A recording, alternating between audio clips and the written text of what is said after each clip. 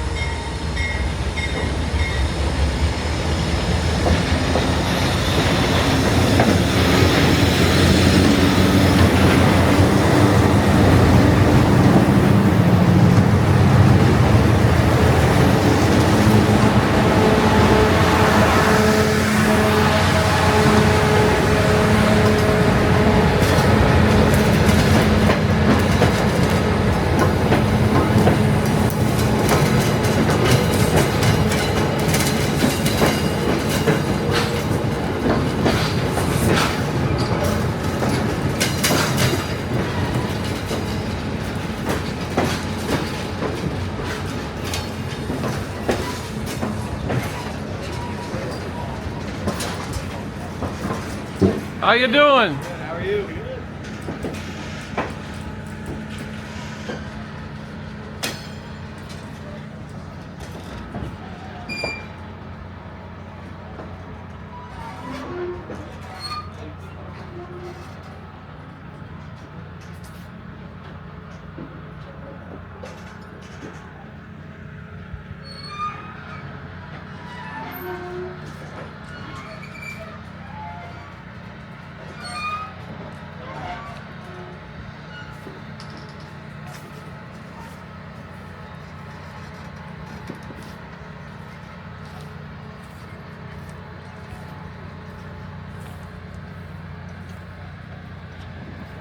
It's gonna take a while to make it up to Tupper at this speed.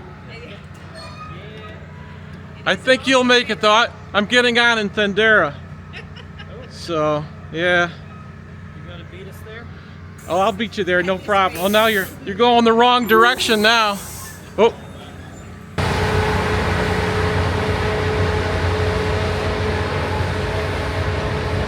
Looks like they just had to adjust something on the second engine.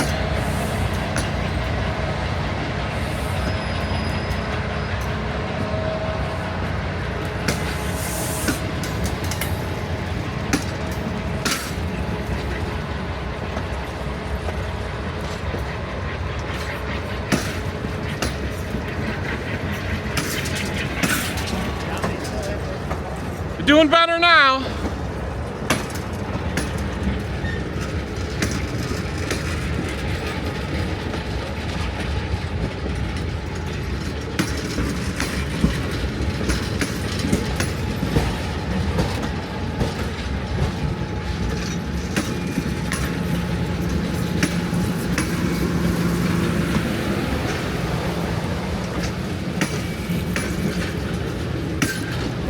Al! I'll see you in Thendera, Al! I know!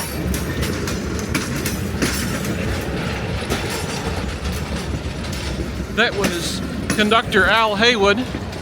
This is his last run on the Adirondack Railroad. He's retiring after many, many dedicated years of service. I'm sure we'll get a chance to talk to Al a little bit later on. This is Thendera, a busy scene here this morning. The High Peaks Limited is running approximately 45 minutes late. We saw some issues in Holland Patent. I'll try to find out what exactly the problem was a little later. The crowd waiting at the station will be boarding the train here, going to Tupper Lake. There are a considerable number of people who will be getting off the train who just chose to ride from Utica to Thendera.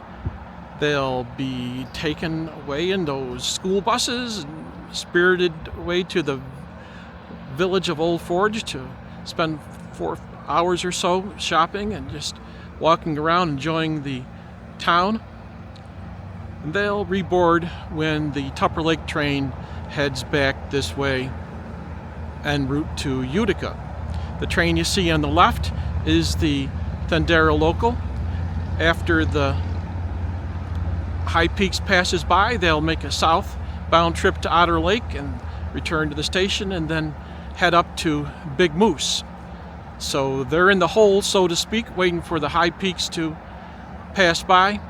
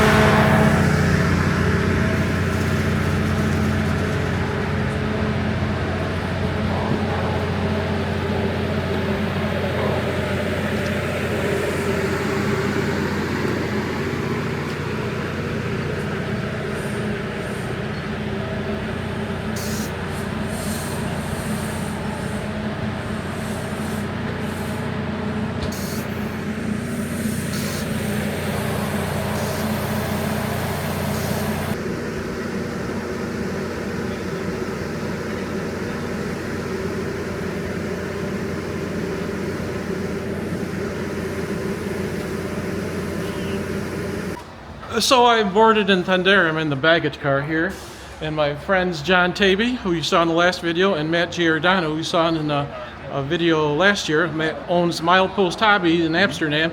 Anyhow, John, we're going to be recreating 1890's flag stop in Brandreth, about 23 miles from here. That's correct. And Matt was just telling us about the trials and the tribulation of the train coming up here today because of all the leaves on Remsen Hill, and also they were a little late, but actually they got in here not too bad, about 40 minutes late. We got one of the best engineers the railroad has, Right. so he Yep. made up some time. So in Brandreth, we'll get off and talk about some historical points of We're interest going and to- meet some family members. Right, we're going to have the railroading rambler and some new territory again. That's today. right, thanks to Mr. Taibi. And we're going to meet some of the Brandreth family, and we're going to do a little work around the station, and then John's going to video some things that he hasn't seen before, so it's going to be a nice day. And just a teaser, the Brandreth family has owned a huge parcel in the Adirondacks since the early 1850s, and we'll get into the history when we get on scene. correct. Okay, guys, thanks for being interviewed. Appreciate it. Okay. Well, it's 12:07 and it's Highball Thendera. We're on our way north. Across the way is a local landmark, Van Auken's Inn. Okay, so I'm in the baggage car and we've got Dave Julian, conductor. Wave your hand, Dave. And then the man of the hour, Al Haywood, and Lynn Willie. And as I mentioned back in Holland Patent, this is Al's last run. So Al, how long have you been a volunteer with the railroad? This is year number 23. 23 years. And this is your last run? My last run today. Yep. And you must have some mixed feelings about that. Oh, I do. You know, the conductor stuff gets stressful but enjoyable to do, but what I'm going to miss is being with the folks on the train. Even with this guy, Lynn? Even with Lynn Willing. Okay. The number one man. So, well, thanks for agreeing to do the interview. You've done a tremendous service for the railroad. Thank you, sir. So, thanks again. All righty. I don't know. I keep hearing that from everybody, that I won't stay retired. So, all right. Well, congratulations again. Good to have you aboard. Thank you. So, I'm with Al again. We're going through a rock cut in Big Moose Hill, so there's a little racket, but we saw him in Holland Patent. And can you tell us what was going on in Holland Patent? We were dealing with slippery conditions. There was frost, wet rails, slippery rails from the maple leaves, and we did a bit of creeping there for a while in a spot we normally don't. It's a grade, but not severe. It was just the weather conditions this morning gave us trouble. And Al, as you were saying in the other interview, you've been a volunteer for 23 years. 23 years, yep. And this is your last official run. This is an unofficial run, yep. I'm along just to have a good time and chat with folks and so on, but this is my last run.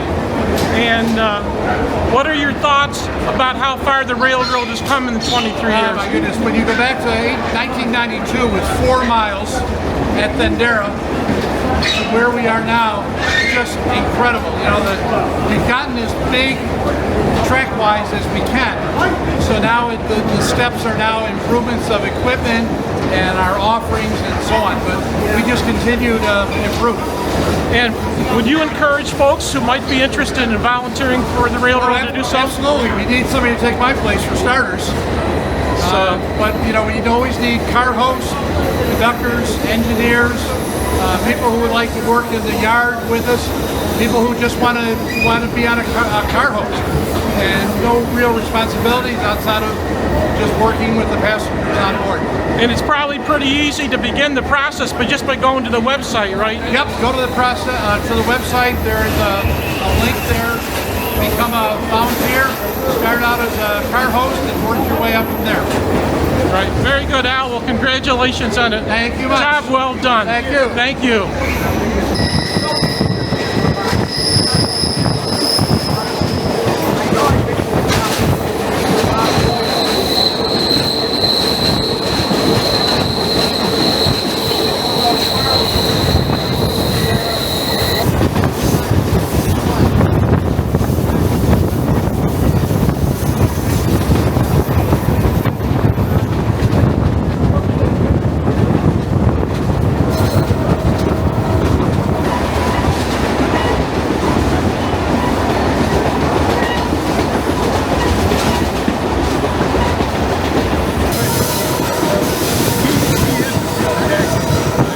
This is Beaver River.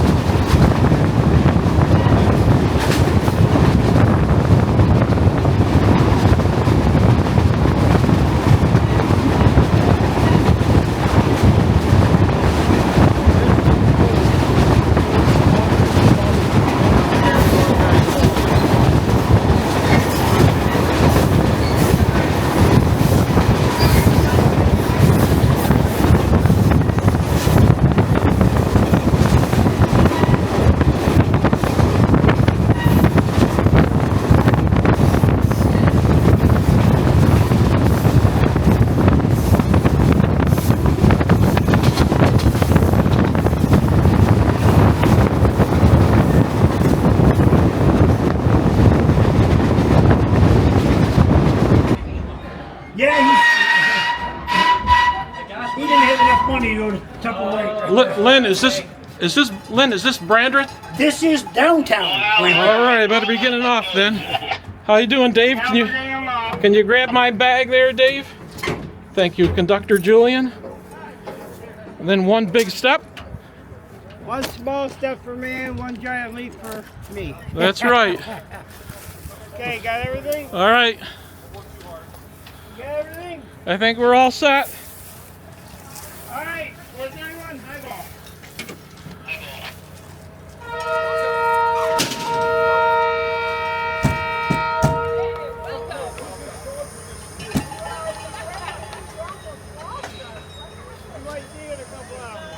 I hope so. Don't forget to stop, Dave. Remember, we'll be back up Monday. Okay.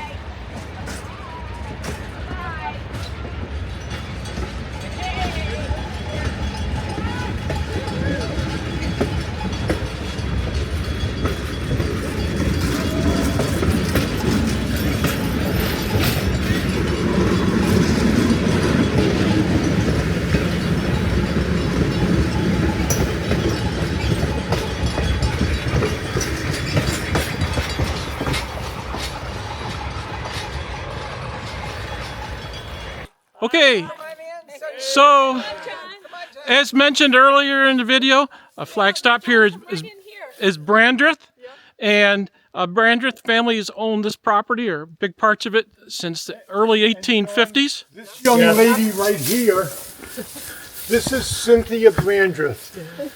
Hello. Just turned a young 39 today. Just like Jack Benny, most of us will know who that is, unfortunately. So this railroad was built in 1892.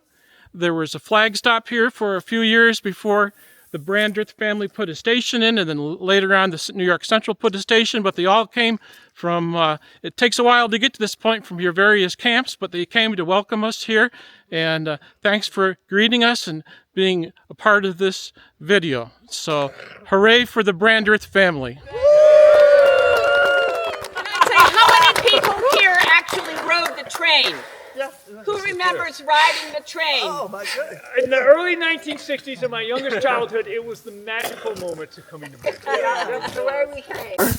I'd come to visit here, and I was living in Akron, Ohio at the time, and I had to get back for a business appointment. So I drove out from camp, which is some 8 miles, and Mother Brandreth left me off, and I took the train, and of course I went to Utica, and then I transferred over to the big Amtrak line, went out to Cleveland, but I have the original ticket from Brandreth Park, or Brandreth Station, to Cleveland, Ohio. That sure is a keepsake. And it was interesting because one of the porters on the train told me hysterical stories about he could remember the Brandreth family coming up with their dogs, or the dogs were lost. The train people have to take care of the dogs on their way down to Austin. So I had a Brandreth all the way to Cleveland. Ah, very good. Well, I'm pro dog, so that's a great story. What is your earliest memory of coming here? 1954. I wasn't married. I married Franklin the next year. Okay. So your daughters are younger? Yeah, well, Cindy came on the train, but this was born in '62 in the train. Well, the picture that I used in one of my books was with you then and you. Cindy, with the McAlpins at the station with the exactly. Okay. Yeah. You know, I have to say, over the years, I've learned a little bit about the history of the Adirondacks during the course of writing about railroads, and the Brandreth legacy is that it's just such a terrific, decades, centuries old undertaking. It really is a good story, and I know you guys all did the book that you did. I have yet to read it yet because I've never seen a copy. I know of it. It's an important thing that you did because, you know, eventually we're all gone, but for me to be able to meet all of you, this is just a great thing. I really am quite taken by how it's happened.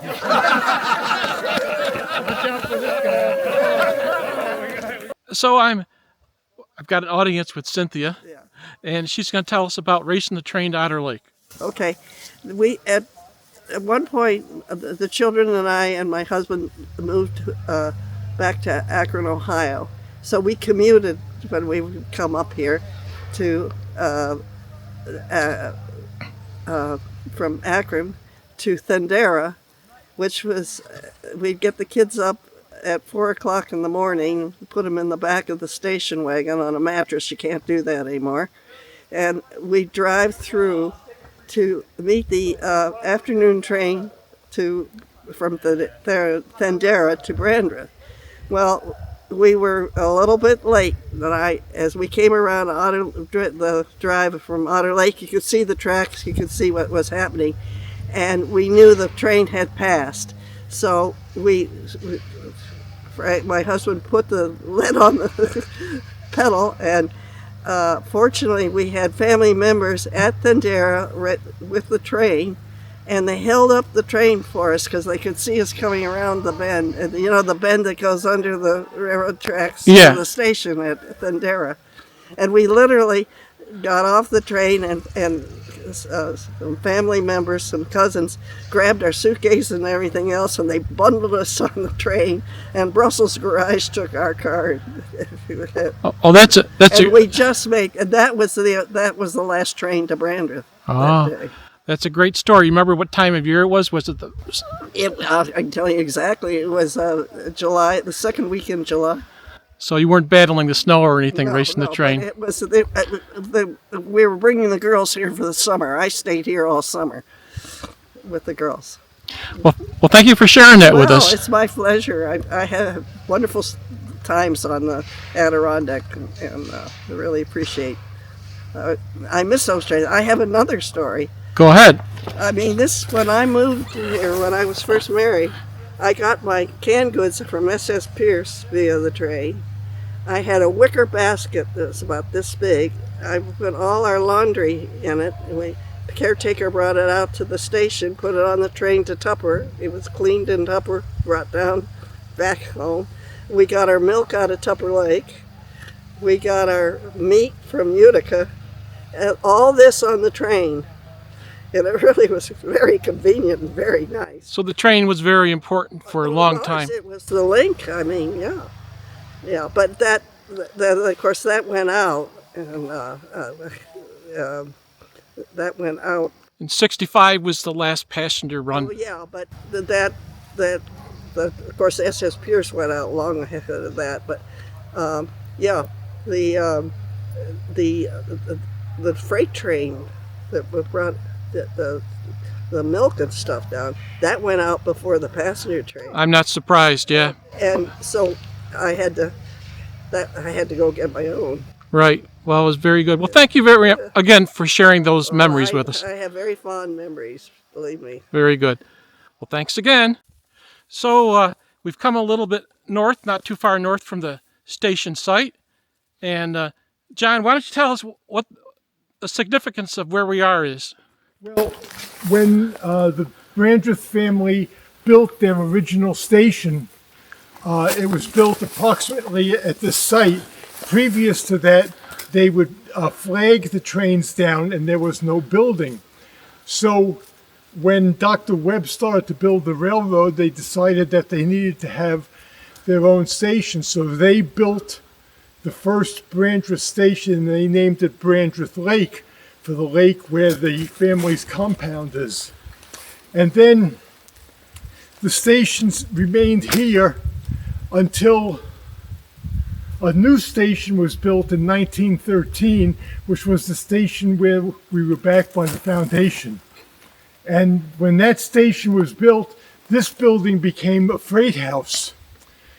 But the new station that the railroad built in 1913 was because of the emergence of the Mackinac Lumbering Company. And the station only lasted for 7 or 8 years. It burned to the ground, I believe it was 1920.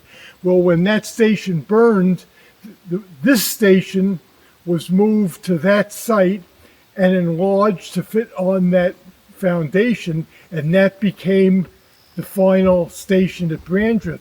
And the ironic part is that the first station became the last station with another station in between them. And that's the significance. So this spot right here was the original approximate site of that station. So we're kind of doing a modern day version of the flag stop. How would people flag it down when there was just a platform, or even when there was a station? How would you flag a train down? Even before there was a station, they would have had little lengths of wood with flags, colored flags on it. And back in those days, the engineers looked out for people that were flagging them down, because it said that the New York Central crews would pick up people anywhere along the line. So it got to the point that the engineers would look to see if they're going to be flagged down by a train here at Brandreth. Well, when the station was built, it was not a manned station, so they continued to use the flags, and the flags were housed in the building. So when people came from Brandreth Lake, they would take the flags, and of course they had the schedule knowing the approximate time of the train, and then they would flag the train down. So we're a little north of the former station site, and John's sitting on what exactly, Mr. Taibi? This is the foundation for the new section foreman's dwelling that was built in 1915. And on this particular railroad, the section men worked in lengths of track that were 5 miles long. So every 5 miles there were bunk houses and tool houses and a house for a section foreman. And during the New York Central's modern era, which I would categorize as being from 1920 to 1930, they built all new section houses for the foremen. And they built single-story section houses and double-story section houses. And the single-story was for single section foremen, where the double stories was for married section foremen with a family. And in my book, Silver Rails Through the Heart of the Park, I explain that these section houses, which this was the foundation for a single-story section house, they were somewhat like a hotel in the wilderness, because not only did the section men and their families live in them, but when there was visiting roadmasters and train masters that were inspecting the track, they would stay overnight in these buildings too. And in the double-story ones, which were quite well outfitted with bedrooms and kitchens and all that, the wife always seemed to very much be able to accommodate all these official railroad people, because after all, her family's livelihood was based on the job that her husband had. So this was really the place where the section foreman got up every morning, went to work. He gathered up all his section men.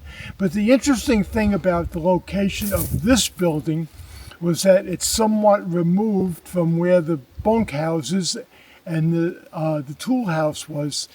Those buildings were down by the station more. And the reason I believe that they were somewhat distant from each other was because the section men were essentially itinerant Italians that had their own way of living and cavorting around and everything. And this way the foreman could be independent of those men. He could let them have their time and eat their bologna and their beer like they like to have, and he wouldn't have to socialize with them at all, except to do the work along the railroad that had to get done. Now, do you know, was this a single or a double section house? This was a single-story section house. And I think in your video you're going to show a picture of it, which is the only known picture of it. And that picture, the only reason that it is around is because in the period 1918 to 1920, the Interstate Commerce Commission was photographing all of the buildings along the railroad, not just this railroad, but every railroad in the United States. And they took a picture of it. And that's why we have a picture of it today. Very interesting. And how long do you think this building lasts before it probably burned, right? Well, I don't know whether it burned or whether it was eventually removed, but what happened towards the latter part of the New York Central years was they did away with the section men, and they formed what they called group maintenance gangs. And these gangs would work the length of the railroad in different parts of the year. And whereas the section men that worked for this section foreman, every day they took care of their 5-mile section. In the later years, when these men were no longer employed, the track didn't get the maintenance that it did at one time earlier. So to answer your question, it probably would have been sometime shortly after World War II when the need for this building met its demise. So joining us in this little story up from the old Brandreth station is Cindy Brandreth, whose great-great-grandfather, Benjamin Brandreth, bought this land, or most of it, in the Brandreth Park about 1851, 24,000 acres, and then several years later they bought other 3,000 acres from the Webb family. So she likes the history of the railroad and is a wonderful friend of the railroad. And it's a nice day out for a walk. And another point too about this whole property of Brandreth that you've been photographing is that while it doesn't look like much more than a bunch of weeds and grown-up trees, at one time it was a thriving community with a post office and a store, and it was really quite the place, and that all came about because of the building of the Utica-Tupper Railroad in 1912. And when that was built, where this section foreman building was, the Utica-Tupper track from the Y came in right behind and joined the main line just about where the curve ends in tangent track. was that standard gauge? It was a standard gauge with a Heisler locomotive. Because I think in the photo I'm showing right now of the section house, there is a New York Central boxcar visible in the background. That's correct. And the interesting thing that you're pointing that out, John, is when you look at that picture, the picture was taken from on the side over here. So you're looking at the side of the building, and there was another track right about where you're standing. And that was part of the connection between the New York Central and the Utica-Tupper. And it wasn't unusual for the railroad to place boxcars for a short period of time on a siding, because that's what brought in the supplies, not only for the station agent and where he and his family lived in the station and the section foreman here, but also supplies for the Brandreth store and the whole community. Everything came in by the railroad. Now we'll be showing a photo of the Utica-Tupper store, the exterior and the interior. And I think in your book, Silver Rails, you mentioned there must be a sale on blankets, because there was a lot of blankets piled up on that counter. And I'm sure if we were here on a more wintry day, we'd need a blanket right now too. But really, for it being October 11th, it really is quite a nice day today. Very good. Okay, well, I do have a question. I think the Utica-Tupper Railroad, correct me if I'm not wrong, John, but I think the Utica-Tupper was a narrow gauge railroad that ran through the park. Not here, but that was my understanding. So I'm not so sure whether that's correct or not. Okay. So we'll agree to disagree. Yep. But Okay. we can always fact check later. There you go. We can. That's correct. I don't think it was, but it's possibility. You know. Right. Okay, we'll figure it out. Okay. And the reason I say that, Cindy, is because the interchange between the two railroads was to such a large degree that they brought so much timber in on flat cars to the New York Central that if it was a narrow gauge, they couldn't have interchanged the cars. So they would have had to have either have a transfer point or if it was standard gauge, then the cars could come out of the woods and the New York Central could connect right to them. So I think that it was a standard gauge railroad. Okay, could be. Okay. We'll have to find out. We will. Yeah, so. All right. And after all of that, it probably will turn out that Cindy's right. Yeah. Yeah. Well, it'll be the first time that you weren't right on the railroad question.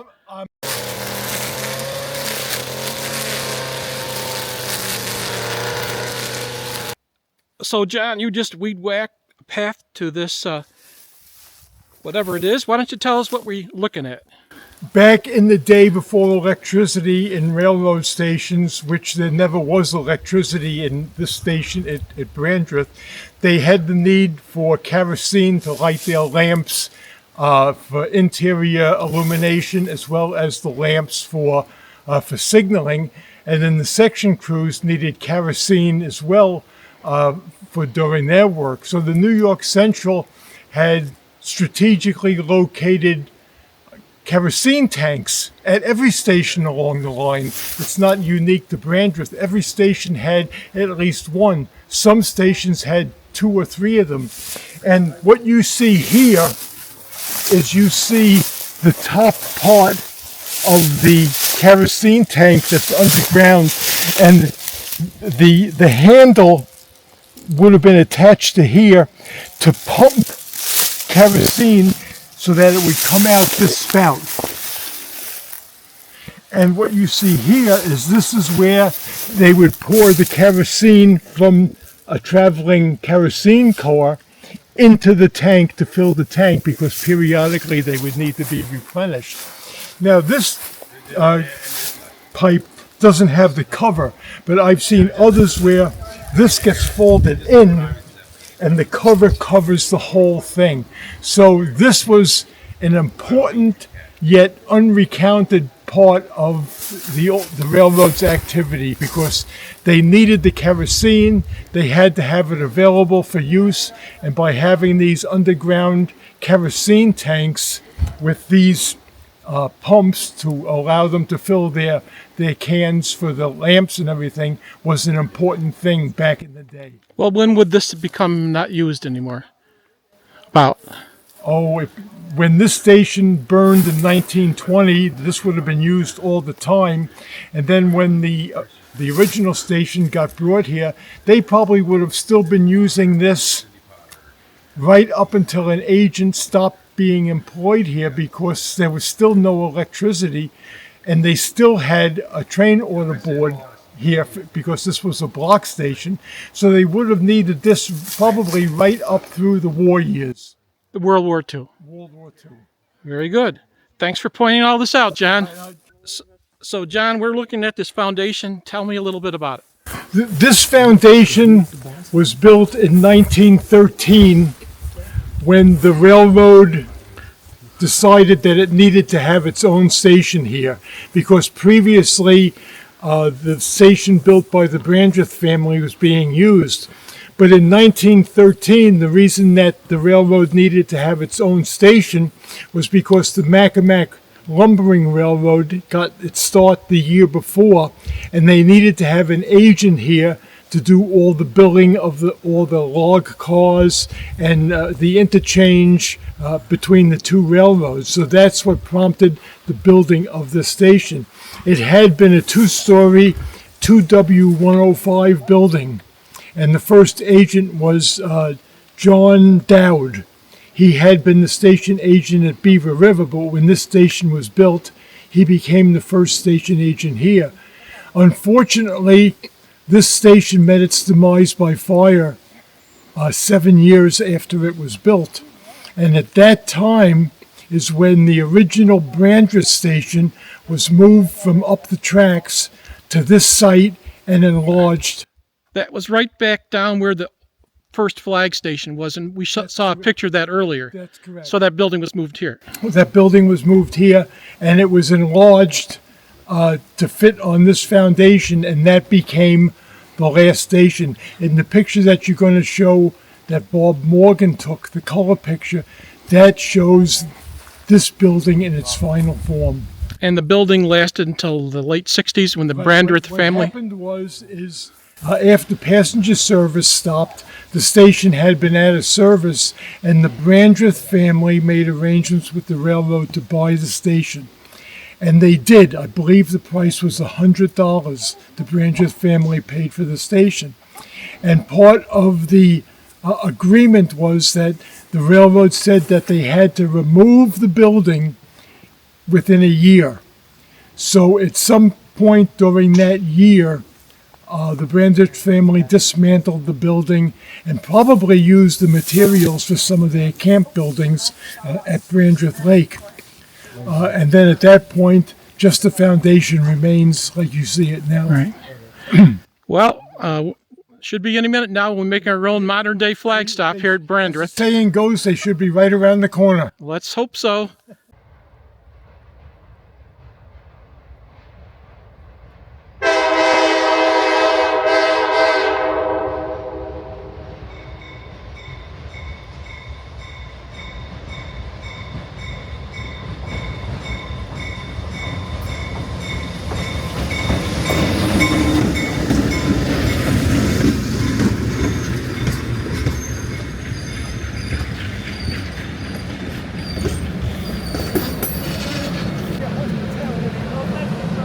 He's moving up a little for us. These flag stops, they're an inexact science. We'll see you later, Cindy.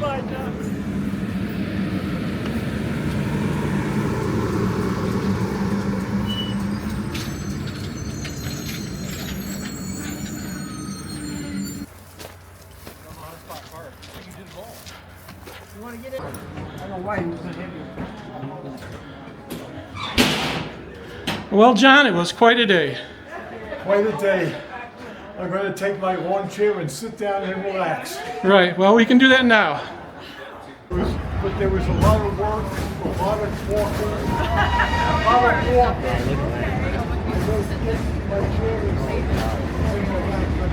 So we're at the journey's end. Thank you for everything, John. And I know we'd both like to thank the railroad for letting us do what we did at Brandreth.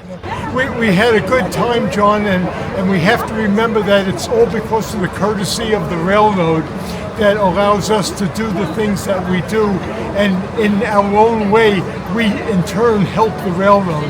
So it's a two-way street, but the railroad appreciates the work we do at the Brandreth station and other places, and of course we're also meeting important dignitaries too. The Brandreth family is just as important as the Webb family, so it was a very nice day. Right, thanks for coming along. Well, thanks for inviting me, and I guess we'll end the video here. Thank you all for watching from along the rails in Thendera, New York.